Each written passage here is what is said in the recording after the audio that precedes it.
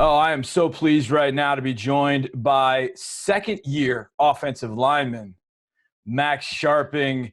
Max, that's gotta feel pretty good to no longer hear the word rookie in front of your name. How you doing, man? Yeah, definitely sounds a little bit better when you say second year guy. So I'm doing well. This offseason has been one of a kind, and I hope it's the last time we ever do something like this. What's it been like for you doing this virtual off season, being away from the building when typically you would be there with your teammates, hanging in the locker room, going to practice, meeting rooms, all that kind of stuff, just seeing the guys every day? What's this been like for you? Yeah, obviously it's a lot different from last year, even, and you kind of have to use the vets that have been in the league for a while to kind of help you along. You know what it's normally like, because like you said, this would have been my first normal off season, I guess, other Yeah. than being a rookie anyway. So um, you kind of have to lean on some older guys, see what their input is, and just go along with the virtual meetings as best you can.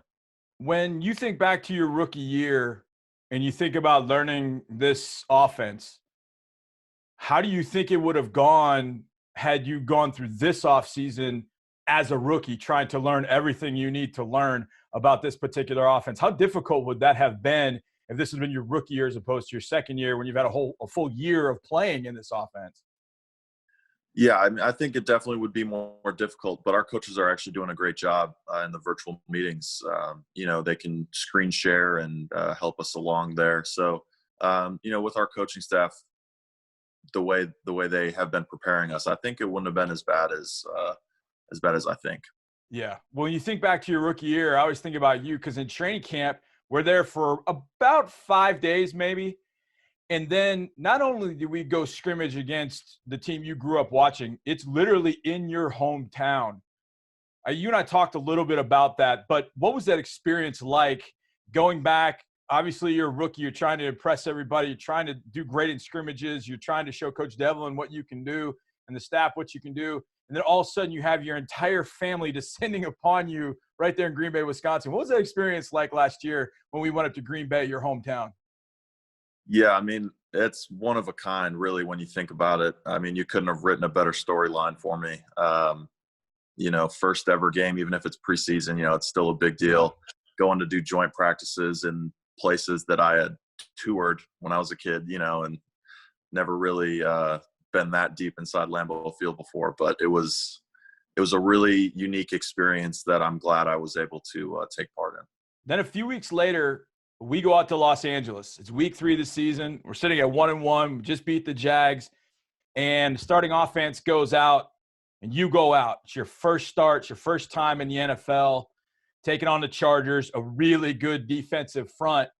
What was that experience like, Max, when you stepped out on the field to go with the starters for that first time? We knew you were ready. We could see it in the way you played. But what were your nerves like the night before? What was that experience like when you went out on the field for that first time against the Chargers? I think every time you step out on the field, you always have jitters, but that time was a little bit more than normal. I'm lucky enough to play next to LT and Nick, Yeah. so those guys really helped calm me down before the game. Just reassured me, you know what you're doing. Just go out there and play. So those two playing next to me for sure helped.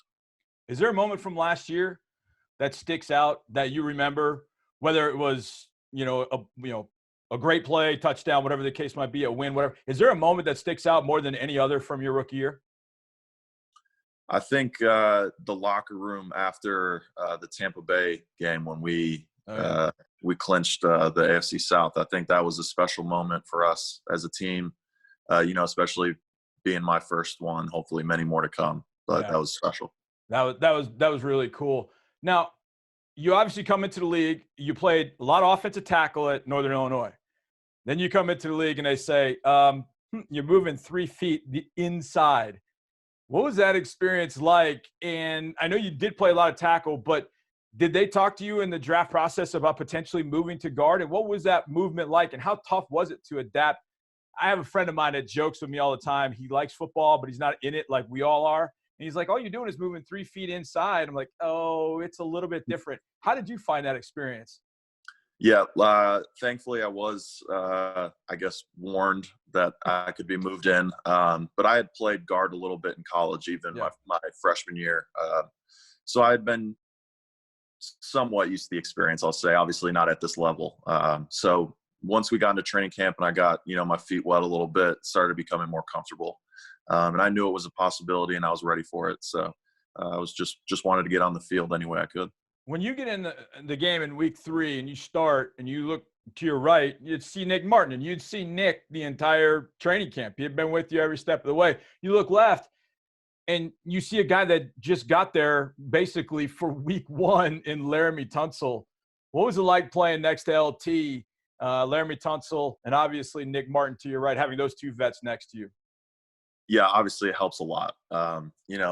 Like you said, I'd been playing next to Nick all throughout since I had stepped into Houston, so that for sure, that confidence in his leadership at that position really helps everyone on the line. And then when you have, Laremy out to your other side, I mean, Pro Bowl, or what else do you want me to say right there? He's the best left tackle in the game right now. So anytime you have a guy like that, it just makes you more comfortable when you're slotted in between guys like that. How long did it take for you to get comfortable playing next to those two guys? Did you feel comfortable at some point?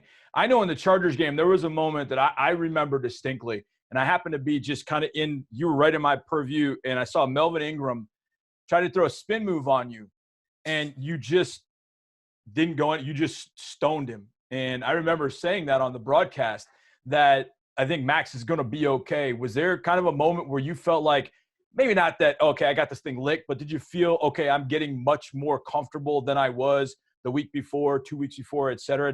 Was there a point where you felt, okay, I'm getting really comfortable with what I'm doing here? I couldn't point to a specific play or game or anything like that. I think just the experience, rep after rep, once, in practice and game reps with those guys, you just kind of get into a rhythm and a routine, and you just kind of get used to playing next to each other. Now, I watched your tape at Northern Illinois, so I know you had quarterbacks that weren't allergic to moving around in the pocket a little bit. But Deshaun Watson's a whole different cat back there with what he's able to do. How different was that as far as adjustment goes for, oh, wait, Deshaun, okay, the time in my head says Deshaun should have thrown the ball, but he's still back there. How long did that take to kind of get used to having a quarterback like Deshaun behind you, where the play is really never over until the referee's whistle? Yeah, I think the best way to describe it is one of the first meetings that I had with Dev. That was the thing he brought up. With Deshaun back there, you have to extend your internal play clock by 3 to 4 to 5 times. Like you said, it's never over. And I don't think you ever really get used to that watching some of the highlights where you watch him escape, 4 defenders in one play, and you're just, how the hell did he do that? And that part I don't think you ever get used to. But, in your mind, you're just thinking, okay, I just got to keep going. I just got to keep playing. Just got to keep my feet moving, because you never know where he's going to be and what play he's going to make next. And obviously, they went over Buffalo. Unbelievable. You guys are down 16-0. What was sort of the secret sauce that kind of got you guys going in that win over Buffalo in the wild card round? I don't think there was anything really special. I think we knew we had a good game plan. Obviously, with the guys we had on the field, we knew it was just a matter of time before, we got something going. And that's one of the other things that, especially Tim Kelly preaches all the time, is we're never out of a game, no matter what it is. I mean, you look back at plenty of games over the season. I mean, Kansas City the first time, you brought up the playoff game with Buffalo. I mean, we're down.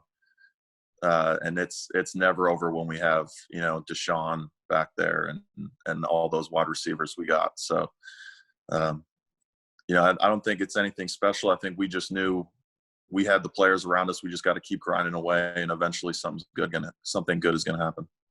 When did you have an opportunity to see what had happened on that play to Taiwan Jones? I mean, obviously you're blocking. Did you have a sense of what was going on? When did you get a chance to know what actually happened on that play right before the game-winning field goal?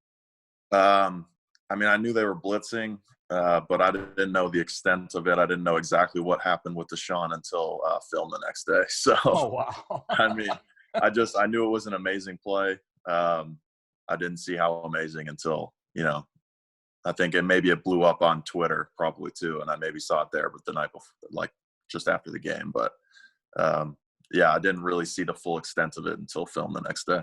Yeah, thank God, because had you been watching it live, you would have probably been as scared as everybody else, and probably would have let somebody leaking through, which you definitely did not do much throughout the year. Max Scharping, I cannot thank you enough for your time, my man. Thank you very much. Enjoy the offseason. Hopefully we'll get a chance to see you soon, my friend.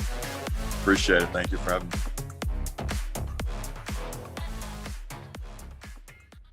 Thanks for watching. Subscribe to our channel and ring the bell to know when we post new content.